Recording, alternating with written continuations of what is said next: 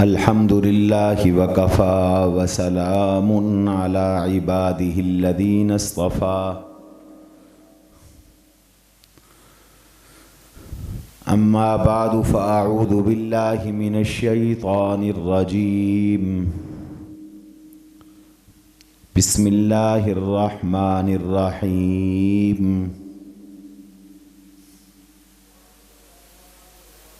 والتفت الساق بالساق إلى ربك يومئذ المساق فلا صدق ولا صلى ولكن كذب وتولى ثم ذهب إلى أهله يتمطى أولى لك فأولى ثم أولى لك فأولى وقال تبارك وتعالى في موضع آخر كل نفس ذائقة الموت وقال رسول الله صلى الله عليه وسلم اقرأوا عند موتاكم سورة ياسين وقال رسول الله صلى الله عليه وسلم ثلاثة لا يؤخرن صدق الله وصدق رسوله النبي الكريم اللهم صل على محمد وعلى آل محمد كما صليت على إبراهيم وعلى آل إبراهيم إنك حميد مجيد اللهم بارك على محمد وعلى آل محمد كما باركت على إبراهيم وعلى آل إبراهيم إنك حميد مجيد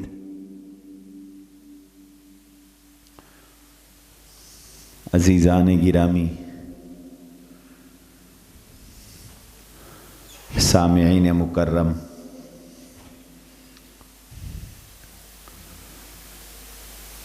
مرنے والے کے احکام کے حوالے سے بات یہاں پہنچی تھی کہ جب کسی کی وفات کا وقت آ جائے تو اس کے قریب بیٹھ کر کلمہ طیبہ اور کلمہ شہادت کا ورد کیا جائے، اس کو تلقین ذکر کہتے ہیں، ذکر کی تلقین کی جائے، اور حکم ہے کہ جب موت کا وقت قریب آئے تو چارپائی یا بیڈ اس طرح لگایا جائے کہ سر شمال کی طرف اور پاؤں جنوب کی طرف ہوں تاکہ رخ قبلے کی طرف ہو سکے۔ ہم سب زندگیوں میں بھی ہمیں حکم ہے کہ ہم فطرت اسلام پر رہیں، اور اسلامی فطرت کا حصہ ہے کہ ہمارے رخ قبلے کی جانب ہوں۔ جناب رسول اللہ صلی اللہ علیہ وسلم اپنی حیات مبارکہ میں جب سوتے تھے تو آپ کا رخ قبلے کی طرف ہوتا تھا، داہنی کروٹ پر آپ قبلہ رخ ہو کر سوتے تھے۔ یہی سنت عمل ہے کہ نیند میں اللہ اگر جان لے لیں تو آدمی کا رخ قبلے کی طرف ہو۔ اس لیے ایک حدیث میں آتا ہے جناب رسول اللہ صلی اللہ علیہ وسلم نے ارشاد فرمایا کہ جو شخص سوتے وقت وضو کر لے، باوضو ہو، پہلے سے وضو ہے تو ٹھیک ہے، اگر وضو نہیں ہے تو وضو کر لے،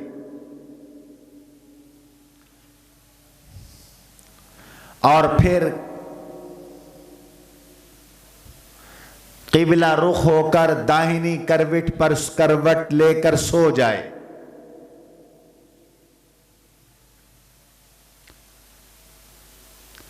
اور سوتے وقت اللہ کا ذکر کرے،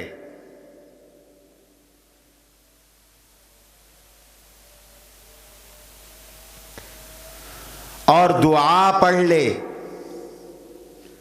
اگر اس کو موت آ گئی تو اسے اسلام پر موت آئی، فطرت اسلام پر اسے موت آئی۔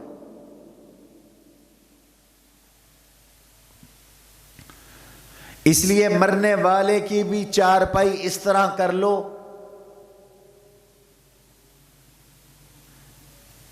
کہ اگر اس کی موت آئے تو اس کا رخ قبلے کی طرف ہو۔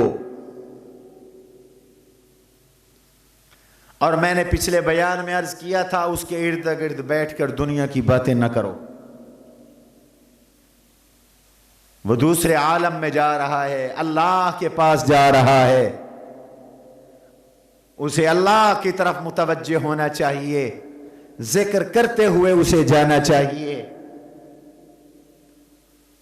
آخرت کی فکر کرتے ہوئے اسے جانا چاہیے۔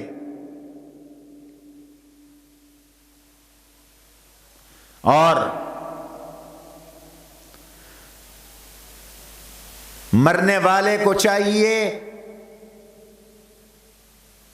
کہ وہ ذکر اللہ پر مرے۔ جناب رسول اللہ صلی اللہ علیہ وسلم نے آخری لمحات میں جو دعائیں پڑھی تھی وہ دعائیں پڑھتا ہوا جائے، اور آپ صلی اللہ علیہ وسلم کی آخری دعا یہ تھی، اللہم اغفر لی وارحمنی والحقنی بالرفیق الاعلی۔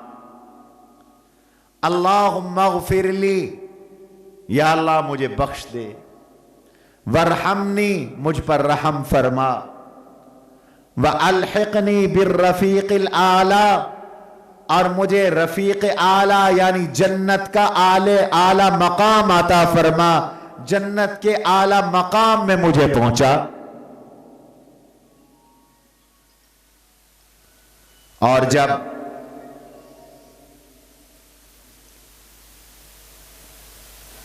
اس کے آخری لمحات ہوں، فقہا نے لکھا ہے اس کے پاؤں کے انگوٹھے باندھ دو تاکہ ٹانگیں کھلی نہ رہیں۔ روح نکل جانے کے بعد جب جسم ٹھنڈا ہوتا ہے تو جو عضو جہاں ہوتا ہے وہی رہتا ہے، اس کے انگوٹھے باندھ دو۔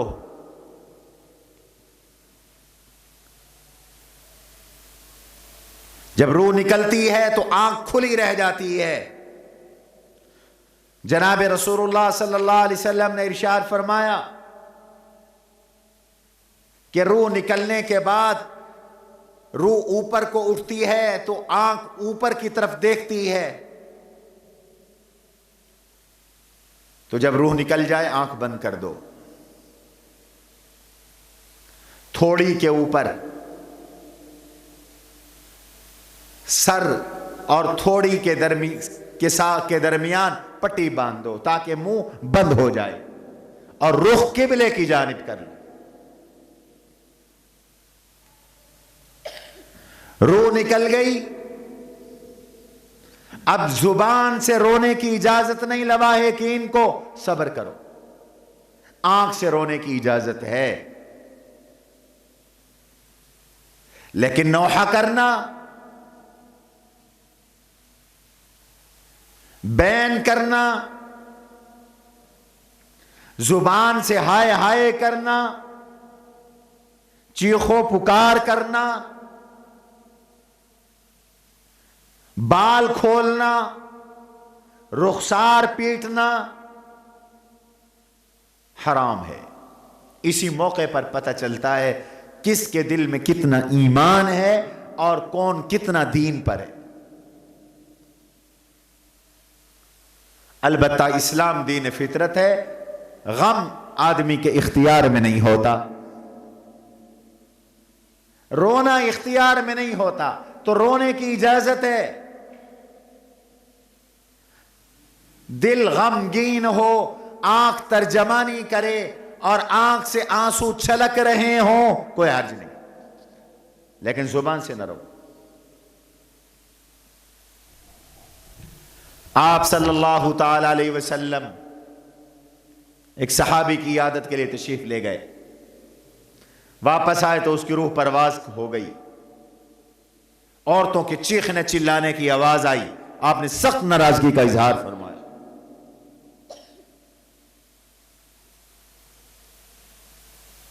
آپ نے فرمایا صبر عند الصدمۃ الاولی، صبر پہلے صدمے کے وقت ہوتا ہے۔ ایک عورت، اس کا بچہ فوت ہو گیا تھا، نوحہ کر رہی تھی، حضور علیہ الصلوۃ والسلام نے اس عورت سے کہا کہ بی بی صبر کرو۔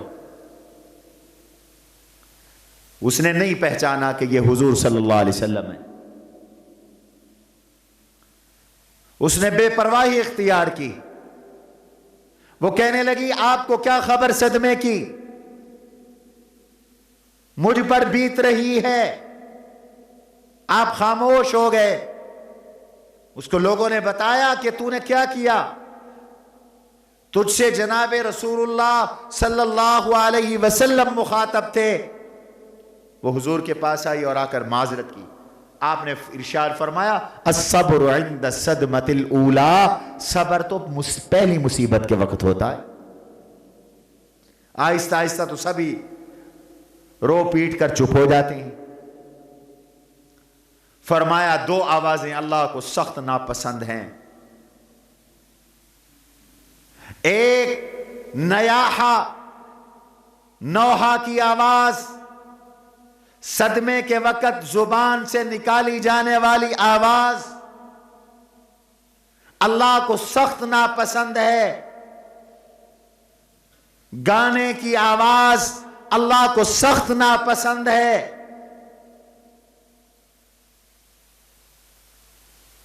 البتہ کوئی آنکھ سے رو رہا ہے تو اجازت ہے، اس پہ انسان کا اختیار نہیں ہوتا۔ خود جناب رسول اللہ صلی اللہ تعالی علیہ وسلم کئی موقعوں پر روئے۔ حضرت زینب آپ کی لخت جگر ہیں، انہوں نے حضور کو پیغام بھیجا، ان کے بچے کے آخری لمحات تھے، ابا جان تشریف لے آئیے، میرا بچہ تڑپ رہا ہے۔ آپ نے پیغام بھیجا اصبری، صبر کرو بیٹا، ولتحتسبی، اللہ سے اجر اور ثواب کی امید رکھو۔ بیٹیوں کو جب تکلیف آتی ہے تو وہ اپنے والدین سے ہی شیئر کرتی ہیں، ابا ہی یاد آتا ہے۔ لخت جگر نے فرمایا یا رسول اللہ، ابا جان میں آپ کو اللہ کی قسم دیتی ہوں، اللہ کا واسطہ دیتی ہوں، ضرور تشریف لائیں۔ آپ تشریف لائے تو دیکھا سیدہ زینب کا لخت جگر، نور نظر بچہ، حضور کا نواسا، تڑپ رہا تھا، سینہ اوپر نیچے ہو رہا تھا، روح نکلنے کی کیفیت تھی۔ آپ اپنے آنسوؤں پہ قابو نہ رکھ سکے، چھم چھم آنسو حضور کے چھلک پڑے۔ آپ کے اپنے لخت جگر، ہمارے آقا نے بھی کوئی کم صدمے نہیں دیکھے، 3 بیٹے اللہ نے دیے، تینوں لے لیے، تینوں لے لیے۔ اللہ نے قاسم دیا، لے لیا، اللہ نے عبداللہ دیا، طیب و طاہر جن کا لقب تھا واپس لے لیا۔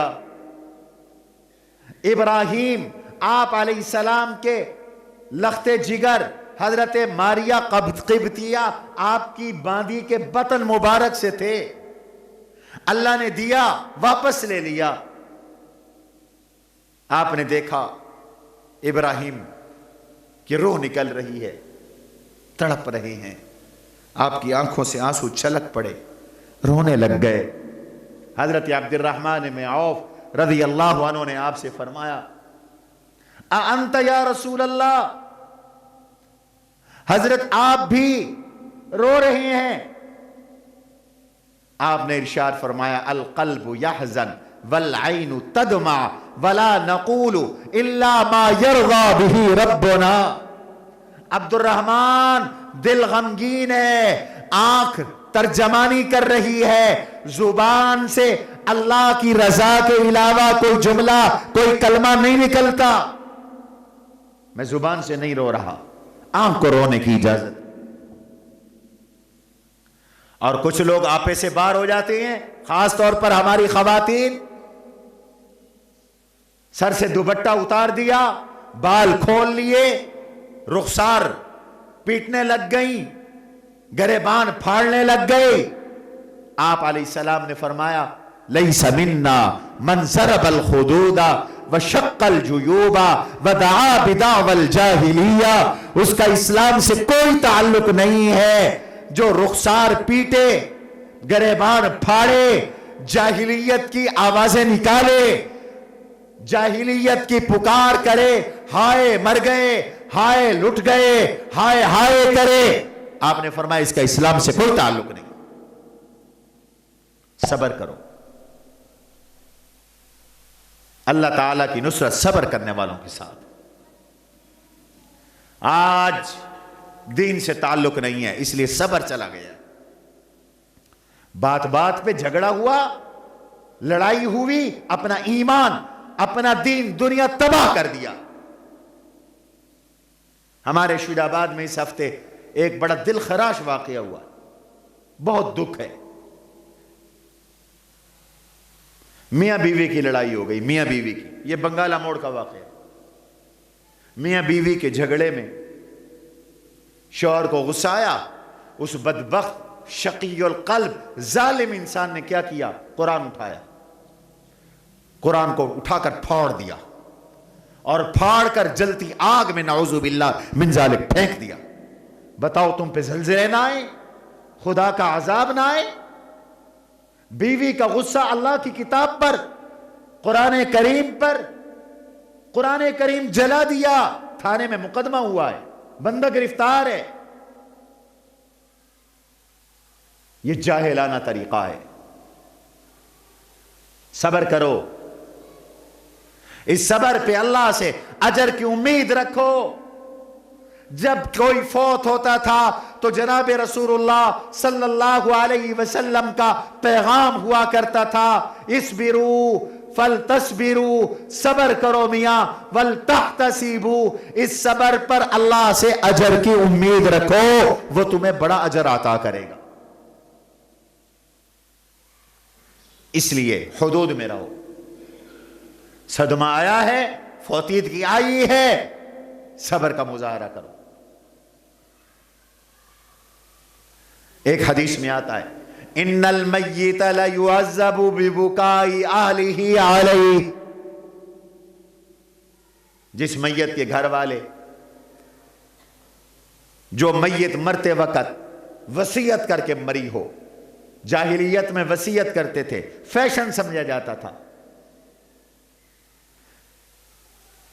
کہ جب کوئی مر جائے بہت لوگ روئیں، اس رونے کو فیشن سمجھا جاتا تھا۔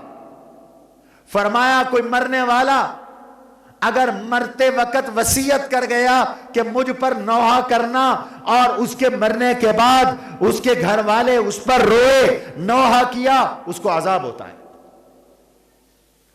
اس کے گھر والوں کو عذاب ہوتا ہے۔ میت کے رونے سے، میت کے گھر والوں کے رونے سے میت کو عذاب ہوتا ہے۔ اس پہ کنٹرول ضروری ہے۔ ہمارے ہاں بہت سی رسمیں شروع ہو گئی، رواج شروع ہو گئے، اور جاہلانہ رسمیں. آدمی کی روح نکلنے لگتی ہے، وہ مرنے لگتا ہے. صدقہ خیرات کرو، کوئی حرج کی بات نہیں. حکم ہے ہر تکلیف میں صدقہ کرو. الصدقہ تدفع البلاء، صدقہ مصیبت کو دور کرتا ہے. الصدقہ تطفئ غضب الرب، صدقہ اللہ کے غصے کو بجھاتا ہے. کما یطفئ الماء النار، جیسے آگ پہ پانی پھینکو آگ بجھ جاتی ہے، تم صدقہ کرو اللہ کا غصہ ٹھنڈا ہو جاتا ہے. صدقہ کرنا چاہیے، کوئی حرج کی بات نہیں.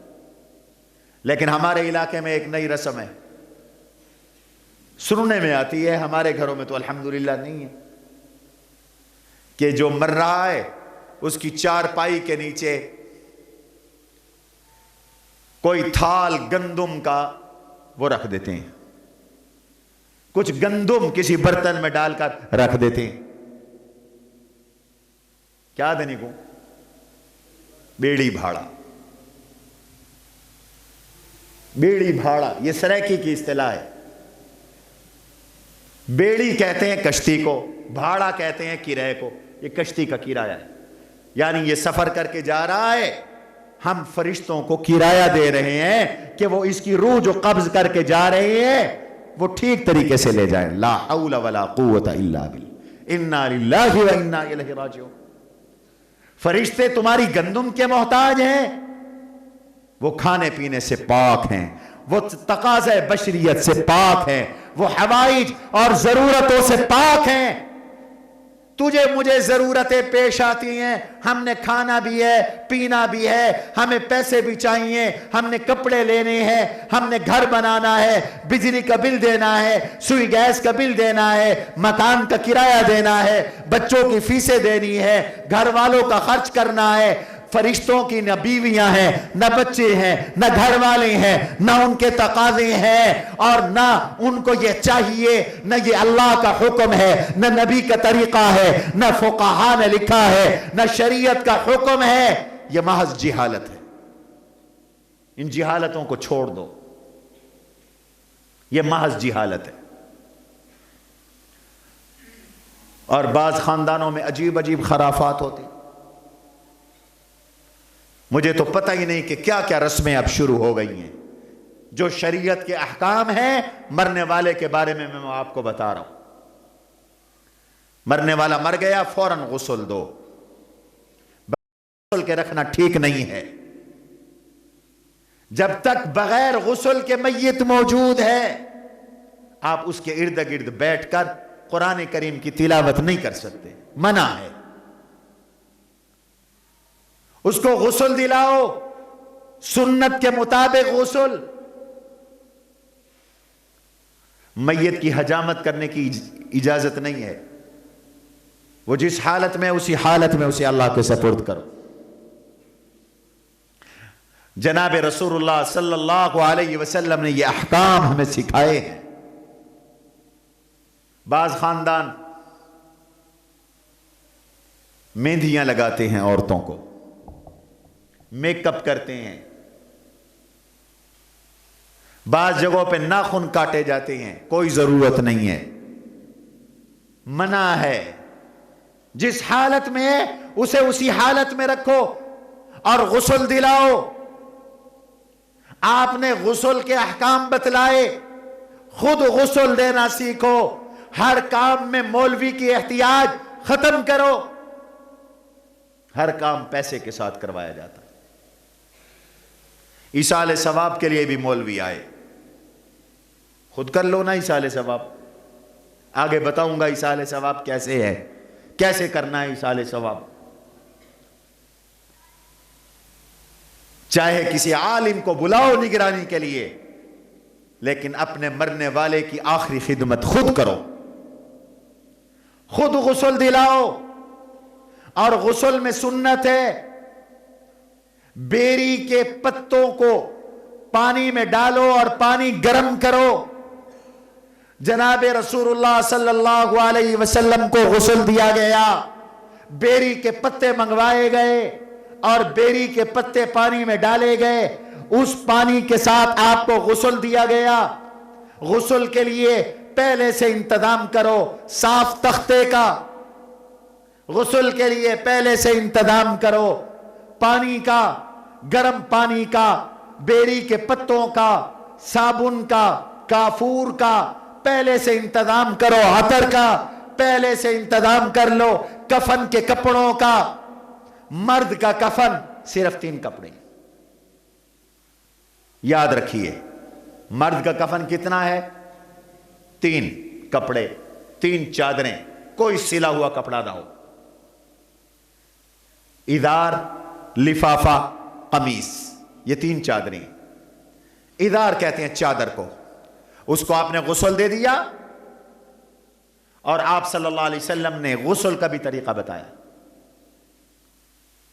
آپ کی صاحبزادی کو خواتین غسل دے رہی تھی، آپ نے میں توضعنا، پہلے وضو کراؤ، اس سے پہلے سنت ہے استنجا کراؤ۔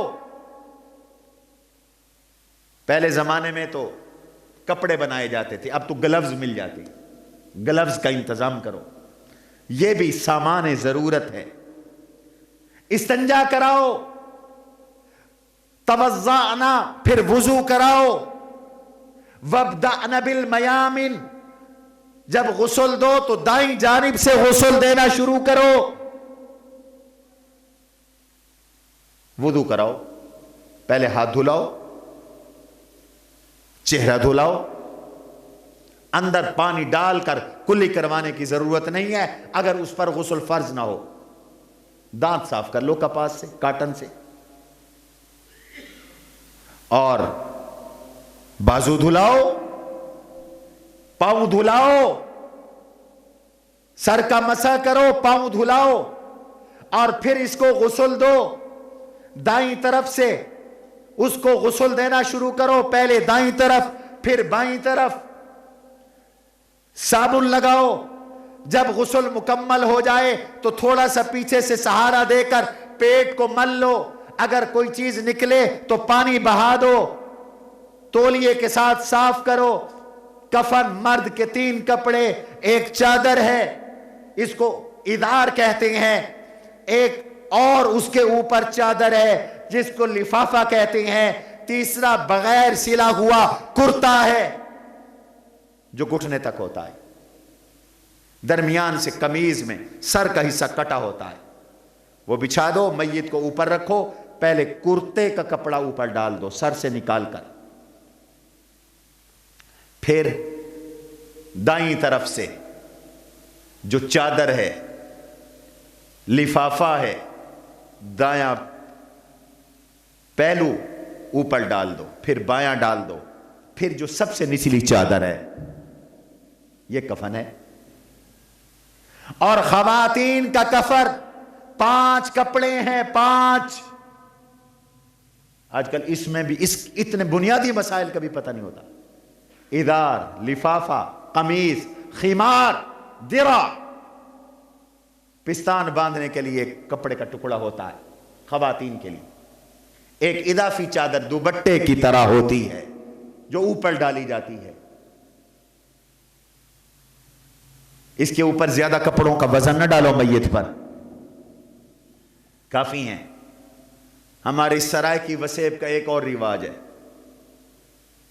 ہر گھر سے ایک کپڑا آئے گا، وہ بیچارے میت پر ڈالیں گے، وہ پہلے موت کا وزن ہے اس کے اوپر، تمہیں کیا پتا کہ موت کا ذائقہ کتنا کڑوا ہے۔ حضرت نوح علیہ السلام کے بیٹے حضرت سام کو حضرت عیسیٰ علیہ السلام نے زندہ کیا، ان کا معجزہ تھا۔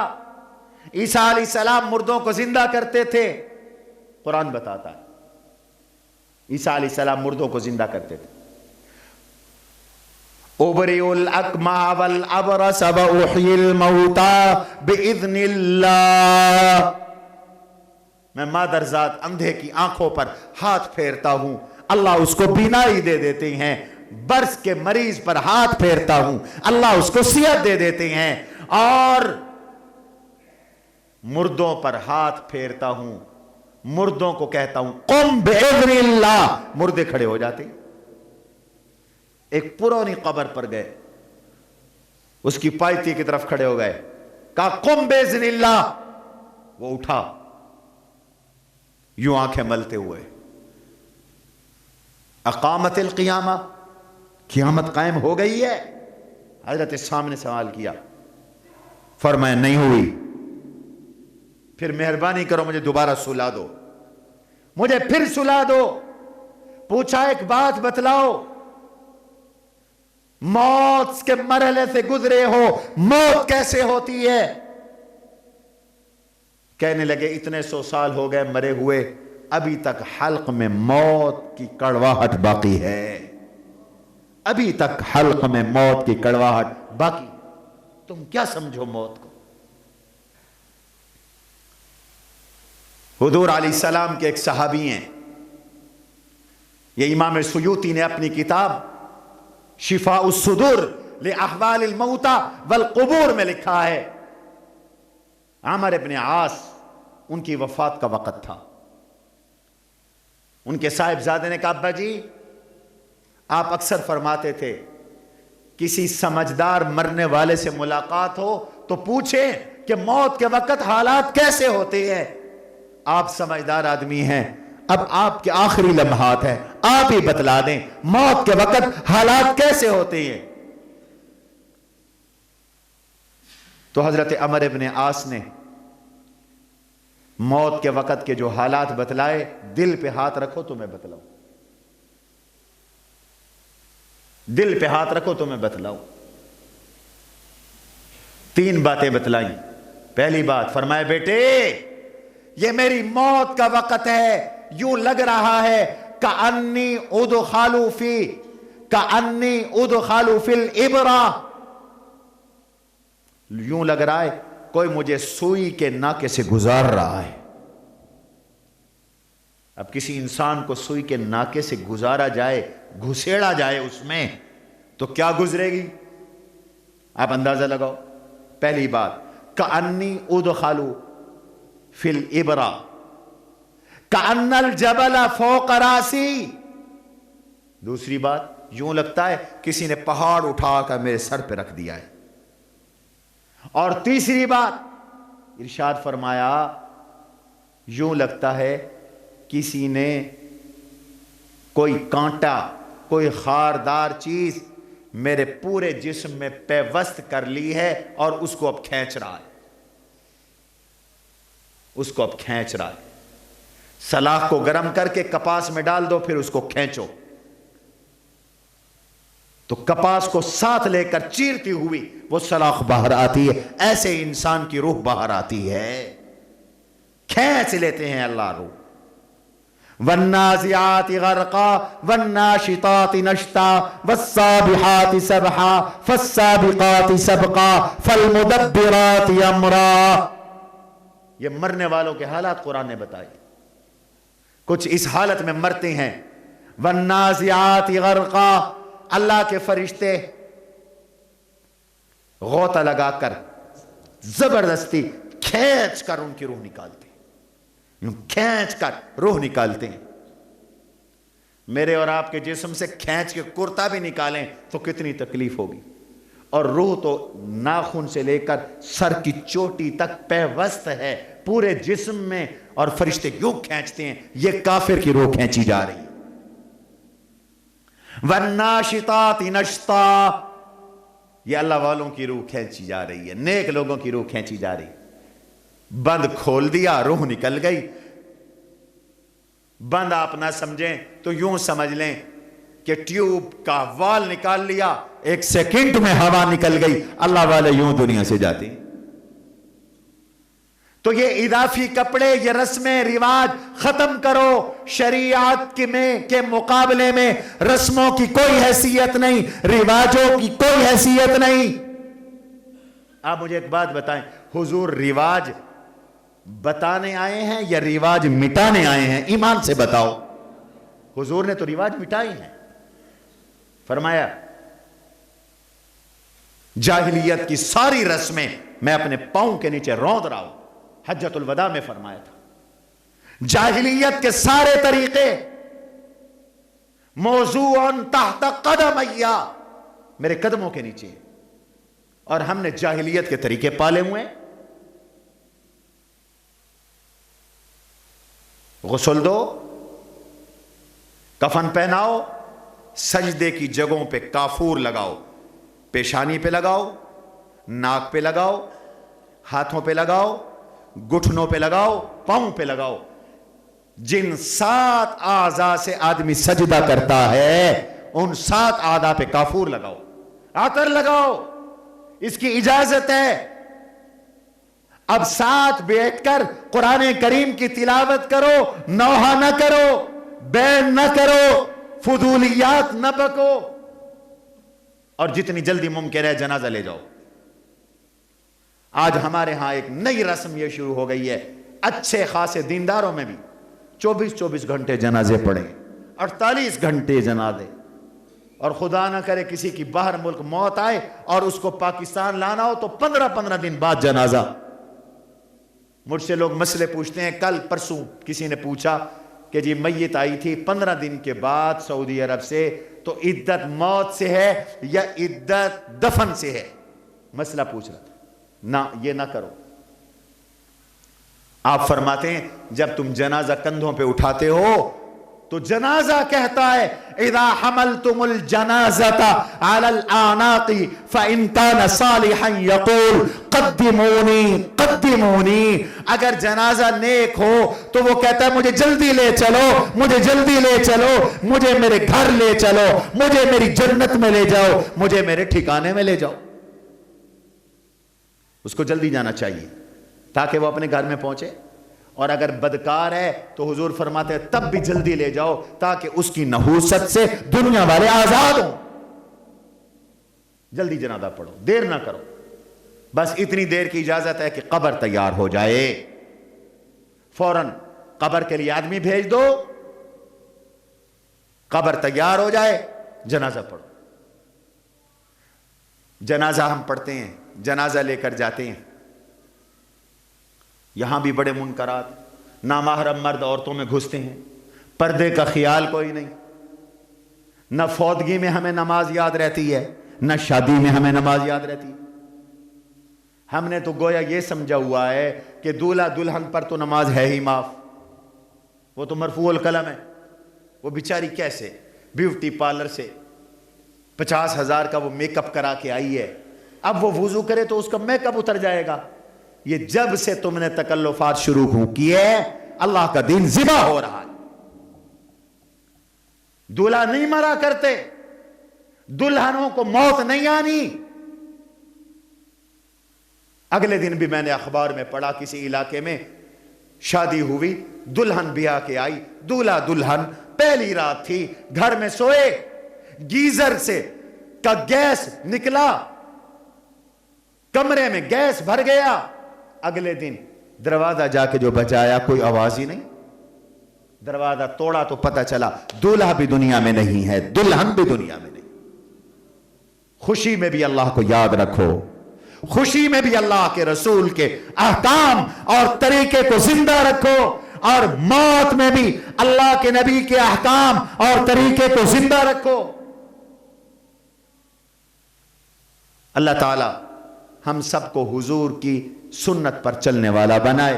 باتیں تو بہت سی رہتی ہیں، پھر دیکھیں گے، موقع ہوا تو آگے عرض کریں گے۔ وما علینا الا البلاغ المبین۔